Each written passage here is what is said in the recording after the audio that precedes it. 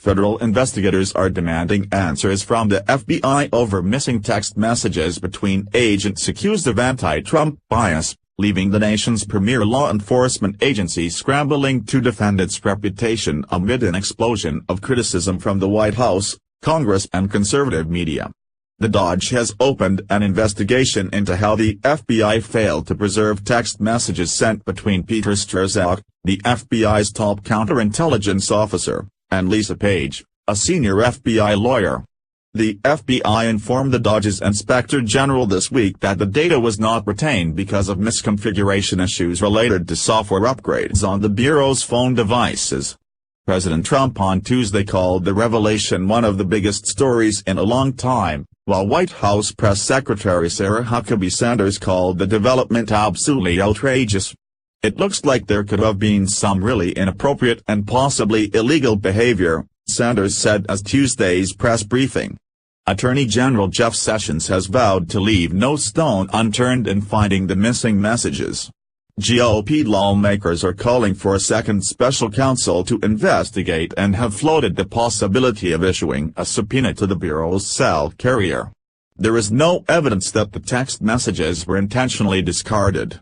But the controversy creates a new vulnerability for the FBI at a time when it was already under attack from the president's allies, who have accused the Bureau of giving former Secretary of State Hillary Clinton a free pass in its investigation of her handling of classified material.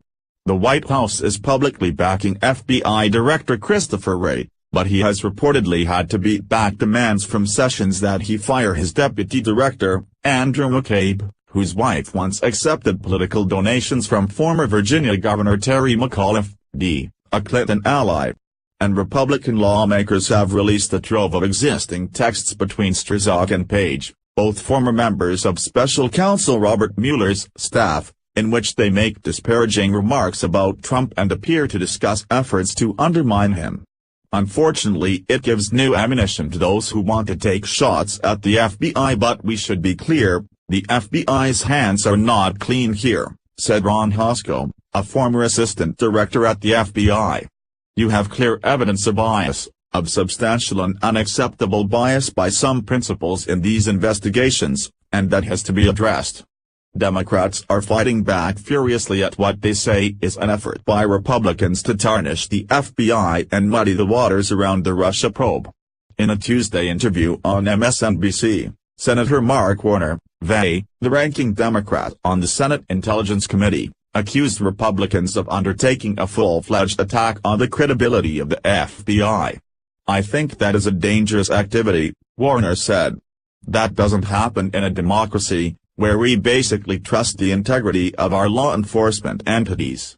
Democrats have accused Republicans of selectively leaking text messages between Strzok and Page in an effort to make it look like the FBI had it out for Trump and had always planned to give Clinton a pass.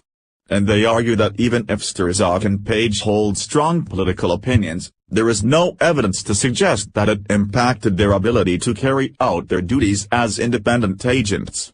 "All this tells us is that we have an FBI agent and an attorney with personal opinions, God forbid," said Ned Price, a National Security Council official under former President Obama. "The question is if it influenced their work, and there is nothing to date to suggest that." Several officials interviewed by The Hill noted the deep irony of Republicans attacking the FBI, when the GOP has long been a steadfast ally of the law enforcement community. The Bureau has also long had a reputation as an agency with a Republican tilt. Senator Richard Burr, RN.C., the Intelligence Committee chairman who was leading the Senate's Russia probe with Warner, notably differed from his colleagues when asked about the missing text messages.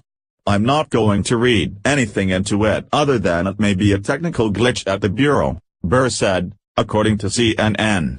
"The fact that they have provided the rest of them certainly doesn't show an intent to try to withhold anything, but Republicans by and large say they are fed up with what they view as politically motivated actions at the FBI."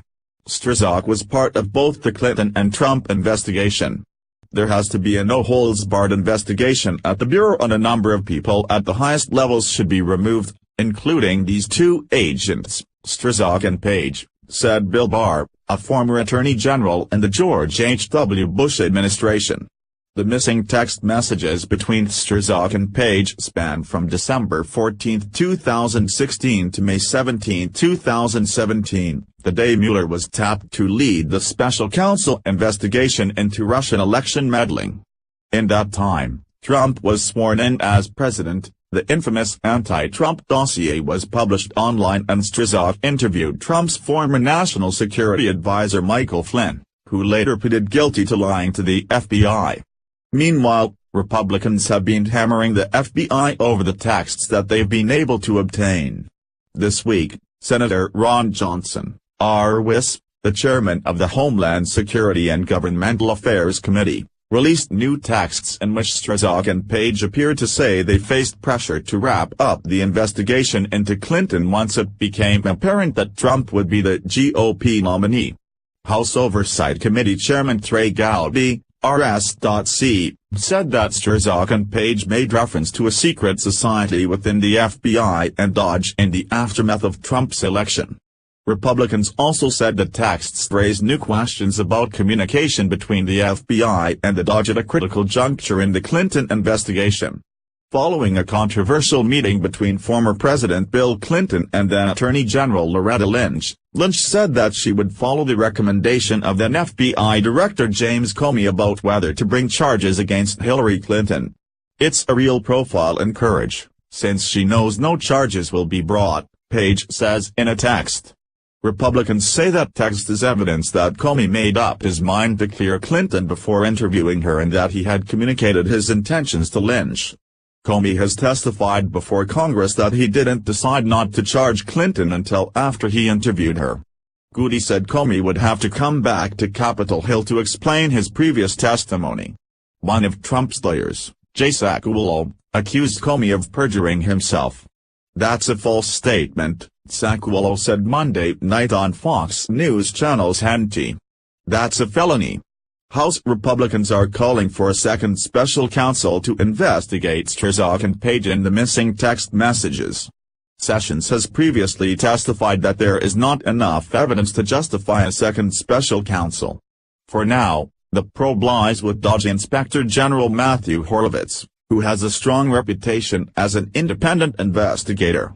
If Horowitz uncovers criminal conduct, legal experts say it would then be up to Sessions to investigate on his own or to tape a new special counsel.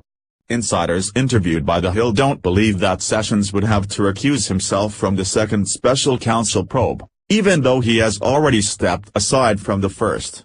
But they say it might be in Sessions' best interests to step aside, as any DOJ investigation into the FBI's handling of the Clinton investigation would almost certainly be attacked as politically compromised.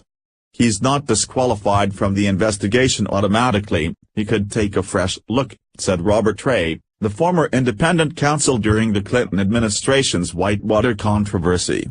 "But he may well be advised that his recusal would be prudent. Appearances matter if you want an outcome that the public is willing to accept."